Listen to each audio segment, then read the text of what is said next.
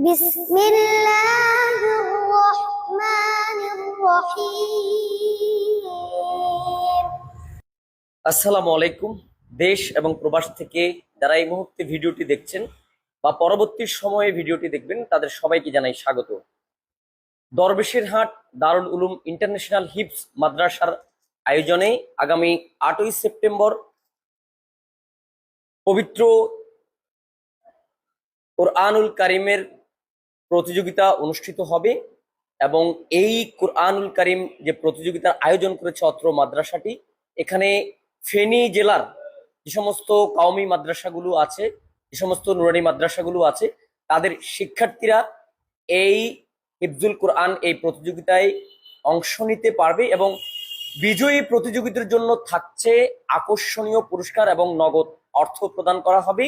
আগামী 8ই সেপ্টেম্বর এই মাদ্রাসা মিলনায়তনে অর্থাৎ দরবেশের হাট দারুল উলুম ইন্টারন্যাশনাল হিফজ মাদ্রাসার মিলনায়তনে এই অনুষ্ঠানটি অনুষ্ঠিত হবে। তাই আপনি আপনার মাদ্রাসার শিক্ষার্থীদেরকে নিয়ে চমৎকার এই হিফজুল কোরআন দ্বীনি এই মজলিসে অংশগ্রহণ করতে আমরা যে নাম্বারটি দিব আমাদের স্ক্রিনে, সেই নাম্বারটিতে এই মাদ্রাসার যিনি পরিচালক আছেন ওনার সাথে যোগাযোগ করে আপনারা এই প্রতিযোগিতায় আপনাদের শিক্ষার্থীদেরকে নিয়ে এসে অংশগ্রহণ করবেন। আসলে প্রথমত আমি আল্লাহর দরবারে শুকরিয়া আদায় করি যে আল্লাহ পাক রব্বুল আলামিন আমাদেরকে একটা মহতি উদ্যোগ নেওয়ার জন্য সরল শক্তি দিয়েছেন, এর জন্য শুকরিয়া আদায় করি আল্লাহর দরবারে, আলহামদুলিল্লাহ। আসলে আমি এটা করার একটাই উদ্দেশ্য, আল্লাহ আল্লাহ রাসূলের রাজাবন্দি।